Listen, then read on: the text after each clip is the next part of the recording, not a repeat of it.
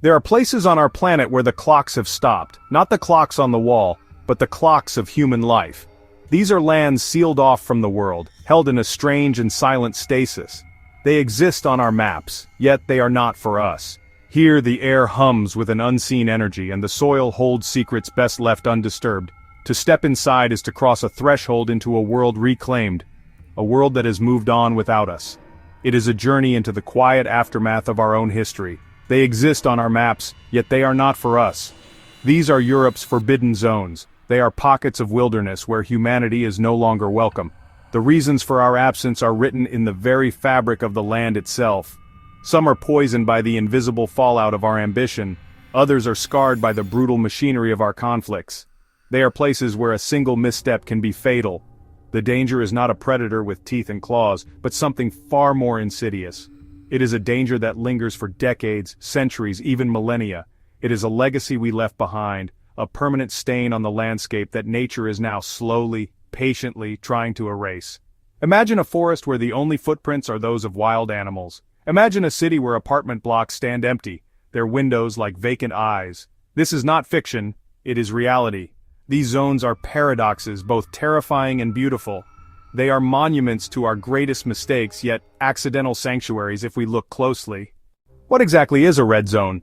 The term itself evokes a sense of alarm. On a map, red is the color of danger. In Europe, these zones are formally designated areas of exclusion, territories deemed too hazardous for permanent human settlement. Entry is often forbidden by law, with fences, checkpoints, and armed guards enforcing the boundary. These are islands of isolation, surrounded by modern Europe. Zones are scattered across the continent, each with its own tragic origin. In France, the Zone Rouge is still littered with unexploded ordnance from the First World War. In Ukraine, the Chernobyl exclusion zone encircles the disaster site. In Belarus, nearby territories remain abandoned. Other zones include Cold War military bases, abandoned industrial sites, and land poisoned by chemical spills. Each one is a chapter in our history we cannot simply close. The creation of a red zone is an admission of failure, a government's declaration that territory is lost, perhaps for generations. The damage is too great to easily repair. These are not parks or nature reserves. They are designed to protect people from the land itself. The invisible threats, radiation, heavy metals, chemical toxins, and buried explosives have soaked into the soil and water. They have been absorbed by plants and entered the food chain, creating a web of peril that is impossible to see. For humans, it is extreme risk. For wild creatures, opportunity. The red zone, born from catastrophe, allows a new wilderness to emerge. Nowhere is the long shadow of war more tangible than the Zone Rouge near Verdun. This is a landscape frozen in time, still bearing the deep wounds of the First World War. For 300 days, millions of artillery shells churned the earth into a nightmarish sea of mud and craters. The battle ended, but the war against the land had only just begun. The soil was left saturated with lead, mercury, arsenic, and unexploded shells. It was riddled with ordnance and the remnants of chemical weapons. It is also a vast open grave, tens of thousands never recovered. To farm here would be to court death with every turn of the spade. For a century the Département du Déminage has worked to clear this land. They recover tons of ordnance every year, but experts estimate it could take another 300 to 700 years to make the area completely safe. The shells lie just beneath the surface. The forest floor is a treacherous carpet of metal and poison. The very trees carry the legacy of the battle in their trunks. It is not just history, it is an ongoing environmental disaster. Poisons continue to leach into groundwater, a slow-moving threat that could affect areas far beyond the zone's boundaries. The craters have softened, covered now with grass and moss, but they are still there, a permanent scar that tells a story of unimaginable violence. The echoes may fade, but the poison remains. On April 26, 1986, a catastrophic explosion at the Chernobyl nuclear power plant released a plume of radioactive material across Europe. The immediate area around the reactor became one of the most contaminated places on Earth. Over 100,000 people were evacuated. They were told they would be gone for 3 days. They never returned. Pripyat now stands as a silent monument, a chilling museum of a world left in a hurry. The danger here is invisible. Radiation, cesium-137, strontium-90, plutonium, settled on land, water, and trees like a fine, deadly dust. These isotopes emit energy that can damage or destroy living cells. Cesium-137 has a half-life of about 30 years, plutonium-239 over 24,000 years. Pripyat, once home to 50,000, now stands frozen. Open books, family photos, toys left behind, schoolrooms and apartments, relics of a rushed departure. For decades, a hastily built sarcophagus entombed the molten core. It was temporary and crumbling. In 2016, engineers slid the new safe confinement into place, a massive arch to contain radioactive dust and allow eventual deconstruction. Nature has reclaimed streets and boulevards, birch trees sprout from rooftops and moss covers asphalt, a symbol of pride turned into a symbol of hubris.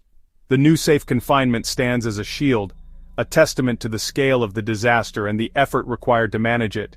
It protects the rest of the world from the poison within. When humans abandon a place, it is not long before nature begins to move back in. In the red zones, this process is happening on a grand scale. The initial years after Chernobyl were devastating, but decades later, an astonishing transformation has occurred. Industry, agriculture, and settlement have vanished, and life fills the void.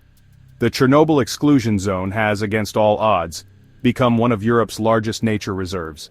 Without people to hunt them or destroy their habitats, animal populations have soared. Lynx stalk forests, Przewalski's horses gallop across fields, wolves, boar, deer, rare species find a foothold. Shell craters hold water and create microhabitats for frogs and salamanders. This reclamation comes with a hidden cost. Radiation and heavy metals remain in the soil, taken up by plants. They move up the food chain. Scientists find contaminants in animals. The long-term effects are still unknown. It is a thriving ecosystem and a poisoned paradise. Surface health masks deep chronic exposure. In Verdun, a similar though less dramatic story, scarred land has slowly reforested. Trees here are resilient, their roots navigating a subterranean world of metal and poison. The forest is quiet, but it is alive. There is a strange and compelling beauty to be found in these forbidden lands, the beauty of decay, resilience, and profound silence. In Pripyat, brutalist architecture is softened by nature's gentle assault. A child's gas mask, a rusting Ferris wheel, haunting, poignant traces of lives interrupted. They tell a human story, frozen at a moment of crisis, a powerful visual of the battle between the man-made and the natural world, a battle nature is slowly winning. This beauty is inseparable from danger. A sun-dappled glade may hide a radiation hotspot. A fascinating mushroom could contain dangerous levels of cesium. A curious metal object could be a live shell. For those who venture inside, every step is a calculated risk. The beauty is a siren's call, luring you into a world that can harm you without touching you. It is a landscape that demands respect and awareness of the unseen. The vibrant green of moss is a sign of life, and of a place that has absorbed the poisons we left behind. The beauty of the red zone is complicated, dangerous, and unforgettable. Despite fences and prohibitions, the red zones are not empty. A small intrepid group ventures inside. They are scientists, researchers, and monitoring officials, not thrill-seekers. For them, these zones are invaluable outdoor laboratories to study long-term effects on ecosystems. They set up camera networks, take soil and water samples, and trace contamination through the food web. This research is vital. It shows resilience and provides data to prepare for future nuclear incidents. It is crucial for emergency planning and long-term monitoring. Recently, guided tours into less contaminated parts of the exclusion zone have become a controversial industry.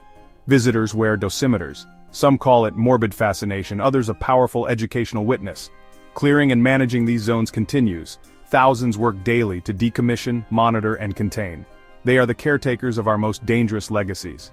For some, visiting is a way of bearing witness. For others, it is a troubling spectacle. Their work is unseen, uncelebrated, but essential to contain and begin healing these lands. What is the future of Europe's red zones? Can these poisoned lands ever be truly healed and returned to us? The answer varies dramatically from place to place. Some peripheral areas have been downgraded. Managed forestry and certain agriculture return under strict control. Blue and yellow zones allow limited monitored use, but core contaminated lands will likely remain forbidden for many more centuries. Cesium decays over decades, plutonium persists across millennia. Cities like Pripyat are unlikely ever to be resettled.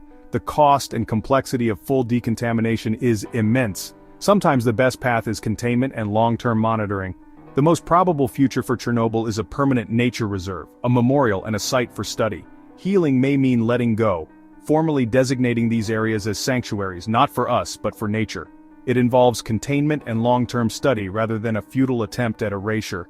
The healing is multi-generational, an attempt to mend what we broke, often beyond the lifetimes of those who began it. Containment, restoration where possible, and protection where not. The red zones are more than geographic oddities. They are mirrors reflecting the extreme consequences of our actions. They reflect our capacity for conflict and the fragility of technological ambition. Poisoned fields of Verdun, silent radioactive streets of Pripyat, monuments to violence and fallibility. Yet they also testify to the indomitable power of nature. Life is persistent and opportunistic. Even in chemical pollution and radiation, ecosystems endure. Not mere curiosities but a profound statement. The planet continues its patient work of healing. These forbidden lands force hard questions. What is our responsibility to the future? What legacy are we creating today? How we power our world and resolve conflict determines whether more red zones are created. The red zones are the ultimate cautionary tale, a permanent warning when power outstrips wisdom. They call for foresight, humility, and respect for natural systems. Ultimately, the story of the red zones is one of contrast, human absence versus natural abundance. As we look into these silent worlds, we see a possible future, a world that has moved on without us.